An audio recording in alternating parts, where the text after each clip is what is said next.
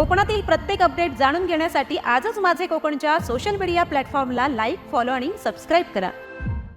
रत्नागिरी जिल्ह्यातील खेड तालुक्यात असलेल्या अजगणी ग्रामपंचायत हद्दीतील MSCB सब स्टेशनच्या नामांतराचा तब्बल 10 वर्षांपासून रखडलेला प्रश्न अखेर मार्गी लागला आहे। महावितरण संकुल अजगणी ग्रामपंचायत असा अधिकृत बोर्ड आता सब स्टेशनवर लावण्यात आल्याने ग्रामस्थांमध्ये समाधानाचं वातावरण आहे। यापूर्वी हे सब स्टेशन लवेल नावाने ओळखले जात होते, मात्र अजगणी ग्रामपंचायतकडून वारंवार अजगणी सब स्टेशन असे नाव देण्याची मागणी करण्यात येत होती।